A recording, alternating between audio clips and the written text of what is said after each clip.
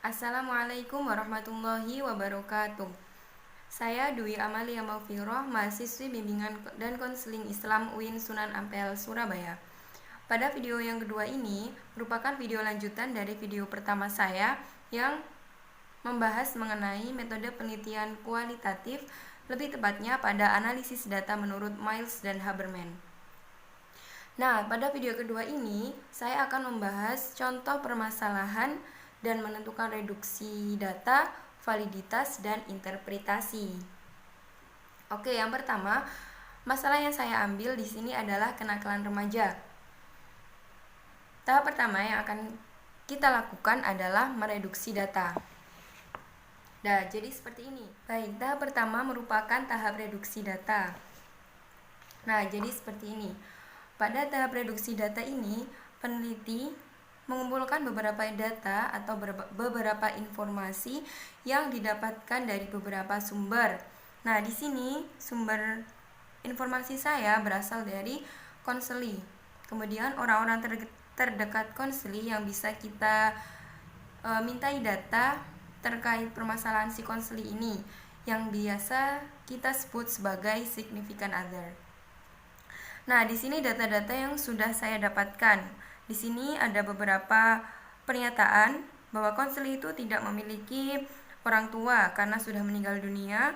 Kemudian ia melakukan perbuatan mencuri, berkelahi, tidak sekolah, suka nongkrong, suka tawuran, dan lain-lain. Nah, di sini merupakan tahap reduksi. Tahap selanjutnya setelah tahap reduksi data adalah validitas. Seperti ini. Nah, pada tahap validitas ini adalah seberapa kuat atau seberapa valid data yang diberikan oleh sumber yang kita minta informasi tersebut. Nah, jadi sajiannya seperti ini, saya buat seperti ini. Saya susun dari beberapa pernyataan tadi. Contohnya nomor 1 adalah ayah dan ibu sudah meninggal. Nah, pernyataan ini dinyatakan oleh 4 narasumber. Nah, 4 ini saya jadikan persen dan hasilnya adalah 100%. Karena 4 ini adalah 4 sumber. 4 sumber itu menyatakan bahwa ayah dan ibu si konseli ini telah meninggal dunia. Kemudian 100% ini saya bagi 4 karena 4 ini adalah sumber data kita berjumlah 4 orang, hasilnya 25. Kemudian saya kalikan 4 karena 4 orang yang menyatakan bahwa ayah dan ibu si konseli ini sudah meninggal dan hasilnya adalah 100%. Maka bisa dikatakan bahwa pernyataan pertama ini merupakan data yang valid. Begitupun seterusnya. Ada 75%, kemudian 50%, 25%, dan seterusnya. Nah, jika kurang atau hanya 25% ini, maka datanya tidak valid. 50% juga merupakan data yang tidak valid. Jadi kevalidan data itu mulai dari 51% ke atas. Di bawahnya merupakan data yang tidak valid. Baik, selanjutnya tahap terakhir atau tahap ketiga yaitu tahap interpretasi. Ya, jadi seperti ini. Setelah kita mereduksi data, kemudian kita mencari validitas data dan sudah kita temukan mana data yang valid dan mana data yang tidak valid, selanjutnya adalah interpretasi data. Nah, dari permasalahan yang saya bahas adalah kenakalan remaja. Nah, kenakalan remaja itu disebabkan karena ia telah ditinggal oleh kedua orang tuanya, sehingga ia kurang perhatian dan kurang kasih sayang karena sudah tidak ada orang yang perhatian lagi sama dia.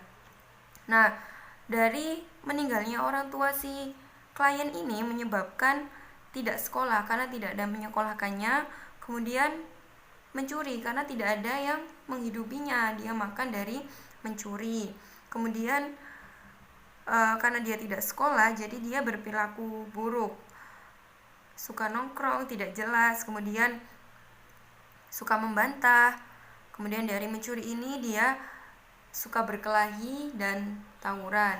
Nah, ini interpretasinya. Jadi masalah utama telah ditemukan, kemudian dari permasalahan utama ini muncullah akibat dari permasalahan utama ini. Nah, selain dari penyajian yang seperti ini atau interpretasi yang seperti ini, pada analisis data Miles dan Huberman juga berlaku pengkodean.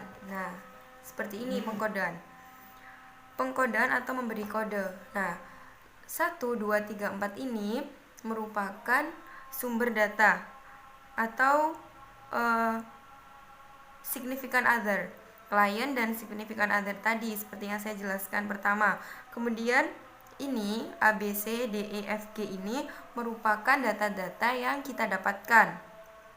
Nah, kemudian di warna ini data yang saya atau ABC ini akan sebagai data.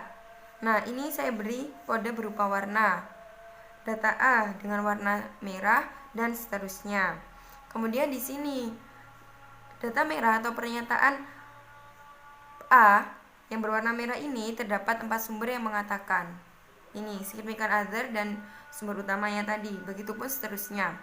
Setelah itu dari sini dapat kita lihat jumlah yang terbanyak merupakan data yang kita anggap valid menjadi sumber permasalahan utama. Kemudian ini ada yang berjumlah 3, ini merupakan akibat dari permasalahan utama ini dan muncul perilaku-perilaku buruk yang lain dengan warna-warna yang sudah saya gunakan sebagai kode. Jadi begitu teman-teman penjelasan singkat dari saya. Kurang lebihnya saya mohon maaf, semoga bermanfaat. Wabillahi taufiq wal hidayah, waridho wal inayah. Assalamualaikum warahmatullahi wabarakatuh.